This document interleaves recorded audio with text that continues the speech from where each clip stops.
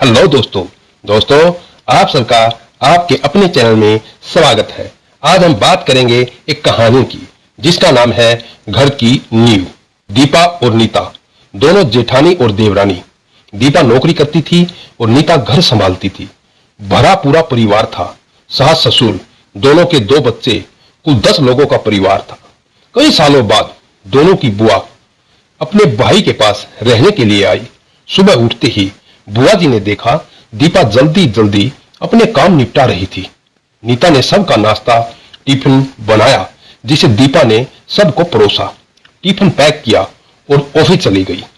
नीता ने फिर दोपहर का खाना बनाया और अपनी सास और बुआ जी के पास बैठ गई। बुआ जी से रहा नहीं गया, बोली, छोटी बहू, तेरी जेठानी तो अच्छा हुक्म चलाती है तुझ पर। सुबह से देख रही हूं रसोई घर में तू लगी हुई है और वो महारानी दिखावा करने के लिए सबको नाश्ता परोस रही थी जैसे उसी ने बनाया हो। नीता और सास ने एक दूसरे को देखा। नीता बोली, नहीं बुआ जी, ऐसी कोई बात नहीं है। बुआ जी बोली, तू भोली है पर मैं सब कुछ समझती हूँ। नीता से अब रहा नहीं गया और बोली, बुआ जी, आपको दीपा दीदी का बाकी सबको नाश्ता परोसना दिखा, शायद ये नहीं दिखा कि उन्होंने मुझे भी सबके साथ नाश्ता करवाया। मुझे डांट कर पहले चाय पिलाई, नहीं तो सबको खिलाकर और टिफिन पैक करने में मेरा नाश्ता तो ठंडा हो चुका होता। मैं खाती ही नहीं। दीदी सुबह उठकर मंदिर की सफाई करके फूल सजा कर रखती है तो मम्मी जी को पूजा करने में अच्छा लगता है। मैं तो नहाकर आते ही रसोई में घुस आती हूँ। शाम को आते हुए दीदी सब्जियां भी लेकर आती है क्योंकि आपके भतीजे को रात लेट हो जाती है, तब ताजी सब्जियां नहीं मिलती। ऑफिस में कितनी मेहनत करनी पड़ती है, फिर ऑफिस में काम करके आकर रात को खाना बनाने में मेरी मदद भी करती है। वो मेरी जेठानी नहीं, मेरी बड़ी बहन की तरह है। मैं नहीं समझूंगी तो कौन समझेगा। बुआ जी चुप हो गई। शाम को दीपा सब्जी की थैली नीता को पकड़ाते हुए बोली, इसमें तुम्हारी फेवरेट लेखिका की किताब है, निकाल लेना। नीता खुश हो गई और बोली, थैंक्स दीदी। नीता सब्जी की थैली किचन में रखी और किताब रखने अपने कमरे में चली गई। बुआ जी ने दीपा को आवाज दी, बड़ी बहू यहां आना। दीपा बोली, जी बुआ जी। बुआ जी बोली, तुम इतनी मेहनत करके कमाती हो और ऐसे फालतू किताबों में पैसे व्यर्थ खर्च करती हो, वो भी अपनी देवरानी के लिए। वो तो वैसे भी घर में करती ही क्या है, तुम दिन भर मेहनत करती हो और वो घर पर आराम। दीपा मुस्कुराई, बोली, आराम? नीता को तो जबरदस्ती आराम करवाना पड़ता है बुआ जी। सुबह से बेचारी लगी रहती है। किचन में सबकी अलग अलग पसंद होती है।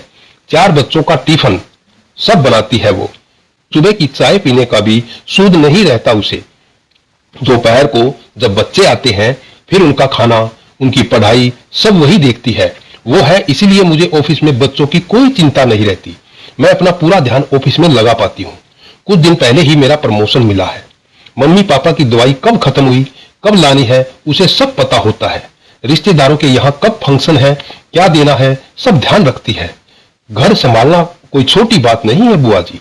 मेहमानों की आवभगत बिना किसी शिकायत के करती है। उसे बस पढ़ने का शौक है।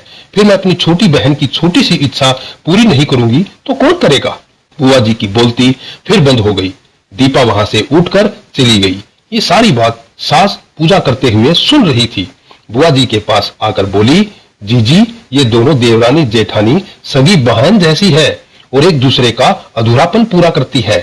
मेरे घर की ये मजबूत नींव है। ये दोनों जिसे हिलाना नामुमकिन है। ऐसी बातें तो कई लोगों ने दोनों को पढ़ाना चाहिए, पर मजाल है दोनों ने सामने वाले की बोलती बंद ना की हो। और सास मुस्कुरा दी। बुआ जी की बोलती अब पूरी तरह बंद हो चुकी थी। घर को स्वर्ग बनाने के लिए आवश्यक है आपस में प्यार, प्रेम और स्नेह, आत्मीयता, एक दूसरे को समझने की भावना, कर्तव्य परायणता। ये सब आत्मा गुणों से घर का गुलदस्ता सजा रहेगा तो दुनिया की कोई ताकत नहीं जो हमारे घर को नरक बना दे।